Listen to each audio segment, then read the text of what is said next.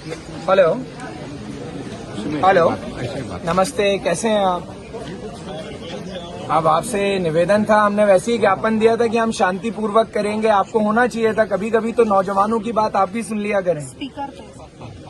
अब आप आते तो हम अपनी बात अधिकार से रखते और आपसे अधिकार से काम करा लेते नौजवानों को लेके। और ये नशाबंदी जो धार में चल रही है, मेरा निवेदन है, हम ज्ञापन दे रहे हैं, लेकिन ये जो नशाबंदी है, इस नशाबंदी पे आपको कार्य करने की आवश्यकता है। नर्मदा किनारे पे जो तट लगे हुए हैं, उन तटों पे सबसे ज्यादा कार्य करने की आवश्यकता है। और सबसे बड़ी बात जो आपने धार जिले में भी देखा है कि नौजवान बेरोजगार हो गया है, उसके लिए भी रोजगार को लेके भी जो सरकार की पॉलिसीज और स्कीम है, आपने देखा होगा कि जो स्कूटी वाली स्कीम थी वो भी सरकार ने नौजवानों के लिए बंद कर दी थी। वो आदरणीय उमंग सिंघार जी की वजह से दबाव बना और आपने उसको लागू किया पूरे प्रदेश के अंदर। ऐसे कई स्कीम है जहां पर बहनों को और नौजवानों को स्किल डेवलपमेंट ट्रेनिंग जो सरकार ने बनाई है उससे रिलेटेड भी काम नहीं दे रहे हैं। तो मेरा निवेदन है कि आप इस चीज पे कार्य करें, क्योंकि आज तो मैं आवेदन देने आया था, उसमें रोकने की कोशिश की।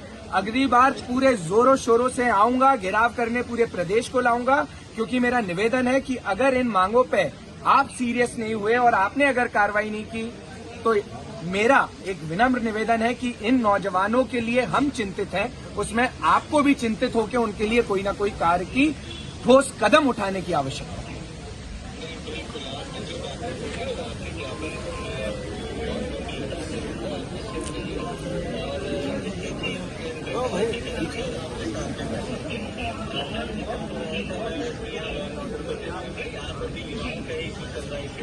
तो वो आप समझिए, नौजवान बड़े परेशान हैं सर, बहुत परेशान है इस देश के अंदर। और ये जो पीतमपुर वाला मामला है, इसको भी आप गंभीरता से लीजिएगा, क्योंकि कई परिवारों की जान का मामला है वो।